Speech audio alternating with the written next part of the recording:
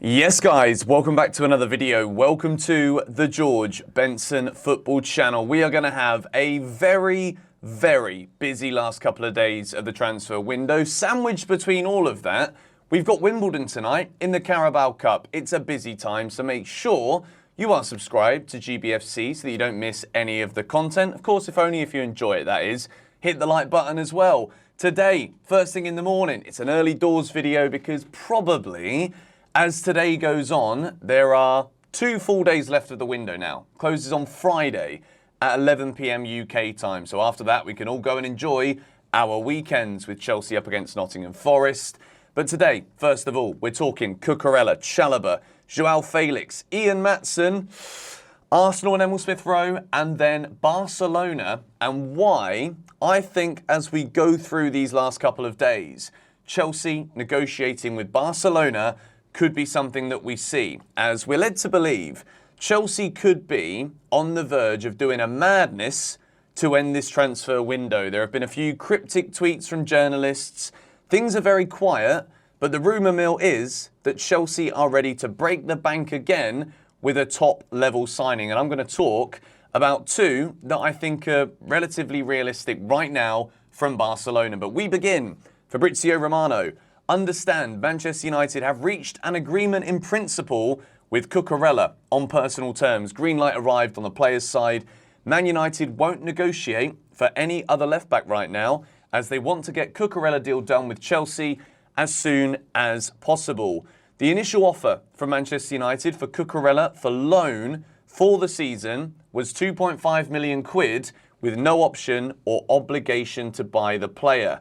First of all, when it comes to Marc Cucurella, I think immediately at the start of this summer at Chelsea, we saw Chilwell, Maatsen, Lewis Hall as being better options. And with the way that Mauricio Pochettino plays, where Ben Chilwell is basically a left winger / inverted left forward at times for Chelsea right now, Marc Cucurella's profile doesn't really fit that. He had a specific role at Brighton, which is why Man City, Chelsea, Guardiola, Tuchel, they both wanted him last summer because of what we saw at Brighton. Now everything's changed at Chelsea. We have spent a load of money again. We have got lots of different players already in that position that are already playing more than Marc Cucurella. Chilwell's the vice-captain, he's the number 1. You've got Maatsen, who Chelsea really want to stay, but we're going to talk about him a little later in this video. Marc Cucurella to Manchester United. They've already agreed personal terms. We can see that here from Fabrizio Romano. But Chelsea are looking to squeeze a bit more money out of this one for Cucurella. The great thing about this is if he moves to Manchester United, Chelsea won't be the ones paying his wages. He's another high wage earner from last summer's transfer window.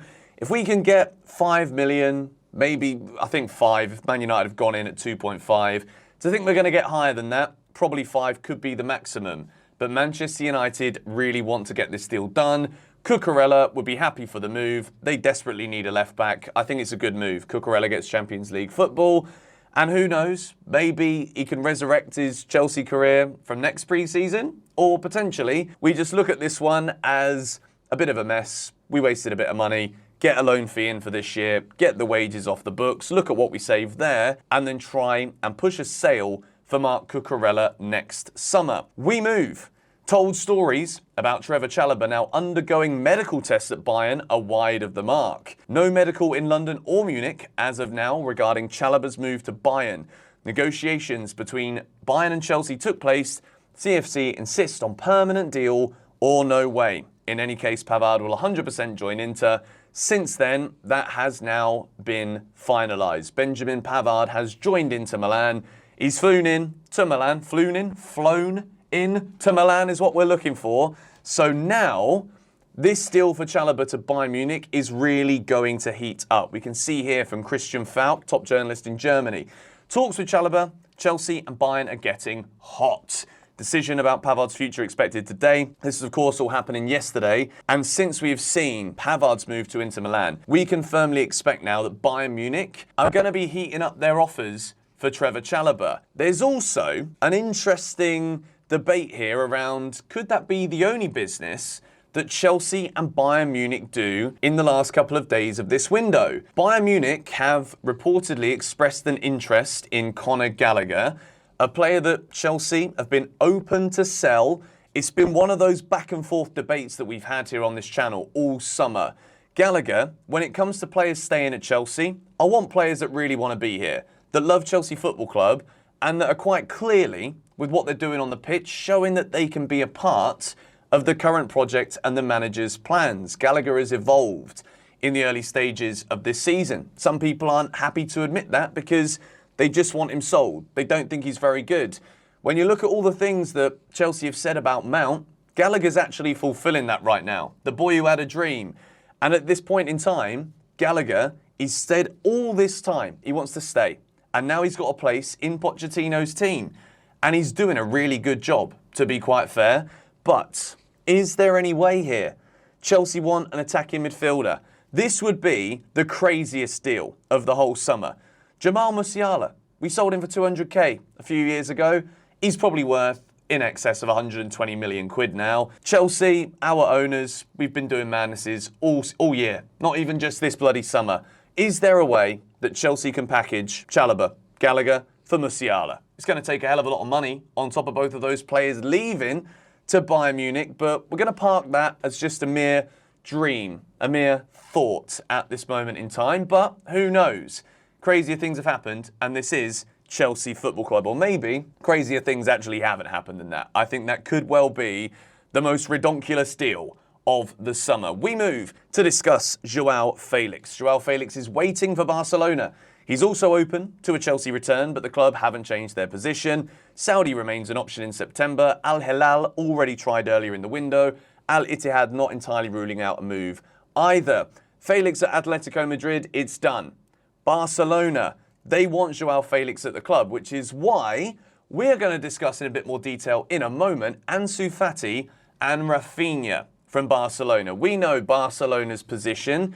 If they get good offers from players, they're going to say yes, because they do need the money. They'll always find a way to fiddle things and get round it. But I think if Chelsea came in with a big offer at the end of this window, they could offset the sale of Fati or Raphinha to Chelsea in order to bring in Joao Felix, who's want away right now at Atletico Madrid.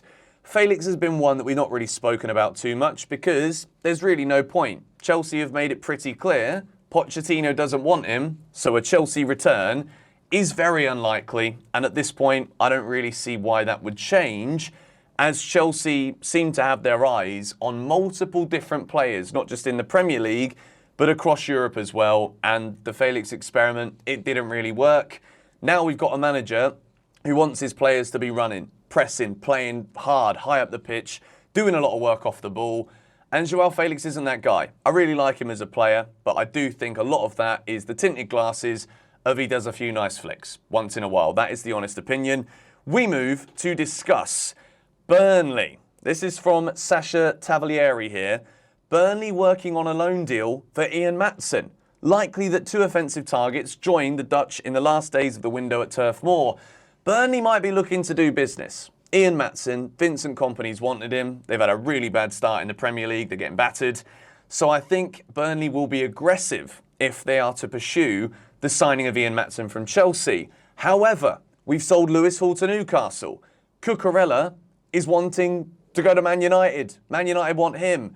If you sell Maatsen, you are lunatics. Absolute lunatics. If you loan Ian Maatsen, it's even more silly, because then you're not exactly bringing in loads of money to go and replace him in this window. You're simply allowing us to have Ben Chilwell, who's totally out of form right now, but also beyond injury prone. If Chelsea let Cucurella go to Man United, which at this point it is a lot more concrete than Ian Maatsen to Burnley, if we somehow let Maatsen go too, it will put the biggest shadow over this incredible Chelsea transfer window. I do not want to see this materialise whatsoever into the next story that comes from Sammy Mokbel. Arsenal knock back Chelsea's initial approach for Emil Smith-Rowe. Gunners not keen on selling to direct rival as things stand. I think the deal with Emil Smith-Rowe is a bit of a weird one. If Arsenal fans and Arsenal as a club weren't looking at Kai Havertz in the first 3 games of his time at Arsenal thinking, what have we done here? We've given Chelsea 65 million for a player who's simply doing all the same things that he did whilst he was there to allow Chelsea to be like, yeah, he's still young, we spent a lot of money on him, Champions League winner, but he can go. All right, I think Arsenal, that will play a lot into the hands of this deal not going Chelsea's way. I think Emil Smith-Rowe is a really good player. Before his injury, or we saw that he's got a bit of an injury culpability, I guess you could say, I thought he's a really good player. Brilliant ball carrier, can arrive in and around the box, score goals, scored a great goal against Chelsea at Stamford Bridge too. Young player as well, currently out of favour with Mikel Arteta. So for that reason, I think this would be a move that Emil Smith-Rowe might want to push through, but Arsenal are the ones in charge here. They're not really going to be doing much incoming business between now and the end of the transfer window. So strengthening Chelsea with a player that fits the mould of what we need, a lot of the people that are put off by Emil Smith-Rowe, it's because of that injury record, but also the price that Arsenal would charge right now in the transfer window could be a little bit ridiculous. So it leads us to discuss here Ansu Fati. This comes from Fabrizio Romano, and I think this today could be something that builds, could be something that heats up in a Chelsea sense, and we're rivaling Spurs. That's always fun. Ansu Fati situation, one to watch until the end of the window, as mentioned multiple times. Understand Spurs have made contact to be informed on Fati's situation while talks for Brennan Johnson continue. Chelsea have also been presented Ansu opportunity earlier this week. At the moment, we can see Chelsea have been so aware of how all of our transfer business has just been thrown out there. There have been leaks that have made stories just go massively viral in the transfer speculation, transfer journalism space. So this attacking midfield signing, it's very quiet. We know that Chelsea are looking at a lot of players. Pochettino alludes to it in every press conference. Chelsea need an attacker, whether that's a striker, number 10, versatile player that can do it all. We know that that is exactly what we need. And if we don't get that before the end of this window, there's no way we can look at this window and say 10 out of 10, A+, A star, whatever you want to look at it as. Ansu Fati is a player broke in at Barcelona 2019, was the youngest Barcelona goal scorer ever in his second match at Barcelona, was dropped in the Spanish national team a while ago before the World Cup. Xavi was also agreeing with Enrique, the Spain manager's decision to not take Fati to the World Cup because he didn't think he was going to be ready because of the dip in form. And he's still so young. This kid is 20 years old. And I think Chelsea here could be looking at a player who, when you have such an incredible bright start to a Barcelona career, at a time where relationships with Messi, Barcelona were going a bit south, the pressure that goes on his shoulder, it's like, well, if we're going to lose Messi to Paris Saint-Germain, then Ansu Fati is going to be that guy. Massive weight on the shoulders of a 20-year-old who came from Guinea-Bissau, now he's in Spain, and it's like, well, okay, he's not hit those heights, but the heights that we were talking about were the Messi replacement, all right? Ansu Fati is still doing a really good job at Barcelona. He's quick, he's skillful, he can cut in off that left wing, into the middle, and it really is a potential great signing for Chelsea. Working under Pochettino, a manager renowned for working with young players, moulding them, grafting them into something special, I think this could be a phenomenal potential Chelsea deal. As things develop, as we hear about more news regarding Fati to Chelsea, I will talk about this more on GBFC. The other story is obviously Raphinha, a player that Chelsea wanted. He chose Barcelona. Barcelona want Felix. They're always open to sell players these days because they need the money. Let's see how this one goes as well. But Fati or Raphinha to Chelsea, I think we should watch this space. I think right now, those two players, probably more likely than an Emil Smith-Rowe, Jadon Sancho, who we spoke about yesterday, the pipe dream of Jamal Musiala that we mentioned earlier. There's other ones out there as well, potentially, but I think the money will be ridiculous. Clubs don't want to sell at this point in the window, but also clubs do business now because they think there's bargains available with clubs that do still want to do business. And that, in my mind, is Barcelona. Let me know your thoughts on all of the early morning Chelsea news today. I'll update you guys a bit later as things start to develop. And then, of course, live stream tonight for Chelsea Wimbledon. Don't you worry. I found myself a source, so I'll be live streaming. 6 things we learned straight after, then I've got to catch a bloody flight. Catch you guys in a bit. Come on, you Blues.